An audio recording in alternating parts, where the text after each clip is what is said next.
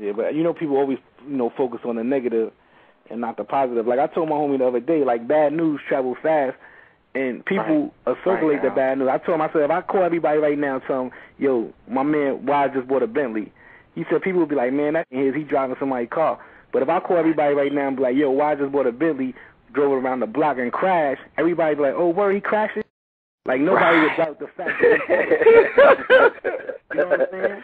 Like, that's so true. You ain't telling a lie. I mean, the reality of it is, Aki, you gotta understand, like the way the business is designed, man, just the way things are nowadays, man, is like we root for people on their way up. You know what I'm saying? We love to see brothers come up, and that's just instinctive. All of us coming from inner cities, coming from hoods, from whatever state, we all really deep down in our heart want to see a brother come up. But the minute that brother don't respond to you the way you want him to because you made your contribution, you spent your $12.99 or your $9.99, the brother ain't give you a wave or a high or signed your autograph fast enough, now he becomes your enemy. Now he becomes somebody you hate. And then it's instinctive for you to start liking the guy that he's a rival with now. It's like, you know, I don't like Bad Boy, so I'm with Death Row. Yeah. You know what? I seen Cam, he didn't speak to me. I like Jim Jones. It's like, come on, like we gotta grow up, man. We're grown people. We grown men and women. It's like if people continue to carry on in this manner, it's only gonna prove to be just self-destructive, just for the whole business itself. And this is one of the reasons why I pulled out, because I seen like the last leg of, you know, musical dynasties. Like when Rockefeller was Rockefeller, when Cash Money was Cash Money, Bad Boy was Bad Boy, 50 had just came through with G-Unit. Everybody was kind of like in their bag. Murder Inc. You know what I mean? Right. And it's like now the game has been passed on to those who've been surveilling the game from behind the scenes or whatever the case may be. And a lot of new names, new faces, everybody that came up in some kind of way without the respect for those, you know, those fundamentals that made the game what it was.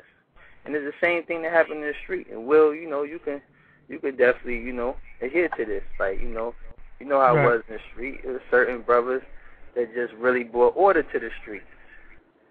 Once them brothers left, it was just anybody and anybody, just out there doing whatever it is they do, and it wasn't no real jurisdiction, wasn't no real fear factor. Because I remember a time it was some cats in the street that made brothers that had money wouldn't even buy cars. Yeah. Because there was real wolves running around. You know what I'm saying? They wouldn't even buy cars. Had money to buy cars. I know what exactly. I'm saying? Cats was jumping up in cats' cars like they was bikes. Like it was like you taking cannon jump. Somebody like, oh, dog, let me get out of that. You know what I mean? So now everybody leaving their cars with the radio running and all this ignorant stuff. But at the end of the day, like I said, man, I just found peace in Islam. It was something that I needed. It was something I was searching for.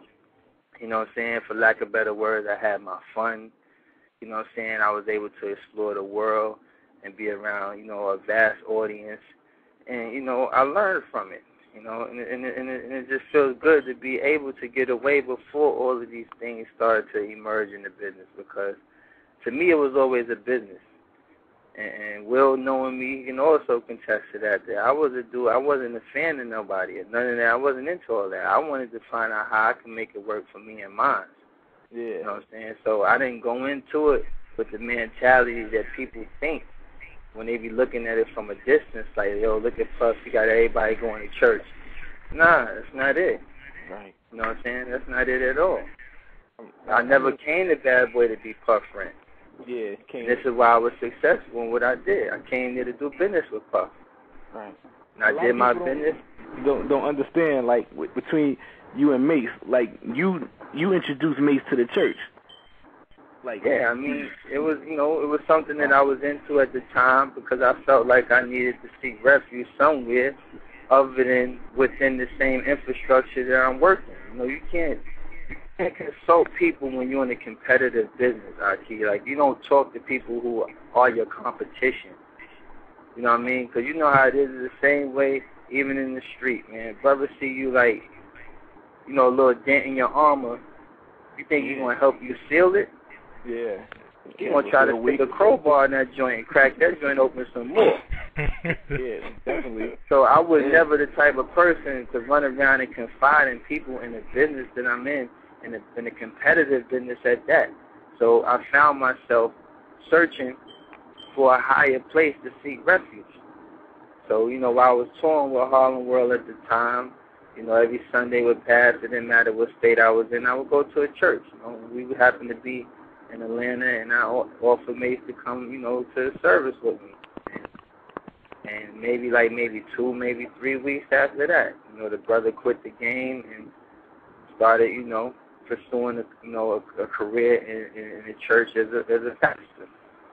What do you feel about him trying to come back, like going back to the church and coming back to hip hop? What do you feel about that?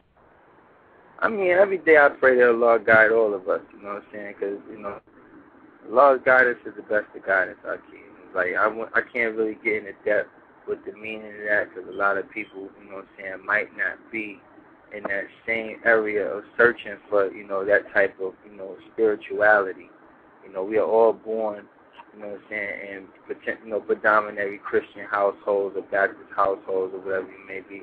But with Mace, like I said, I just pray that he finds guidance, because at the end of the day, he's probably struggling. While we're looking at it like, whatever the case may be, I look at it like the brother might actually be struggling. And you can keep your poker face, but the reality of it is, man, when somebody, accepts a certain faith and say that they're complete and say that they found peace in that, don't say that in to go back into a life that doesn't constitute peace, Yeah. That's not something you do. We see that a lot. You know what I'm saying? I'm not trying to offend anybody, but brothers come home from jail. They have this plan that they're out of trouble. And once they see what's going on and how the economy is not that promising, next thing you know, they go back into their old bag. You know what I'm saying? So it's something that we all struggle with. But as far as you, would you ever come back and make another album? Nah, I'm cool. I'm cool, and I can't deny the fact that I don't like music.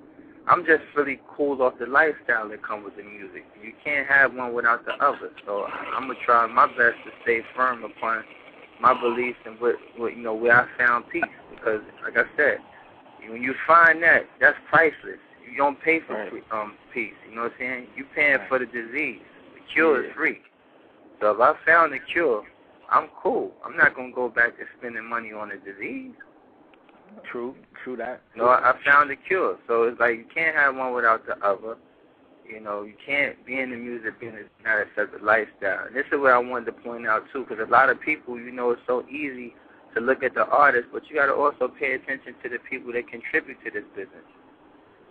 Like the dude that do the videos, he's not exempt. He might do the videos and stuff and think he can go home and live a normal life, kiss his kids on the head, do his homework with his son. But what happens when your daughter turns 16 and she want to be in one of these videos? Now the cancer done made it to your house now. Same person that do marketing, you know what I'm saying? You thinking just because you went to college for marketing, you landed a gig at a record company, whatever the case may be. But now you're contributing to broadening the awareness of an artist who might not be the best representative for, a nation of people or something, or whatever the case may be. He was local, trash mouth rapper, or whatever the case may be. Now you done broadened him, sugar-coated him and marketed him to now where he's, being an influence on a lot of people who probably had their lives in order before he came through influencing people to do wrong. You know what I'm saying? Yeah. So you can't hide behind your marketing position. So it's like I just like to take the pressure off of just the artist, because we designed to take the rise and to take the fall. Yeah. You know what I mean? Right. Some of us don't know when to get off. I knew when to get off. You know what I'm saying? And I thank Allah for that. But some of us got to know when to get off.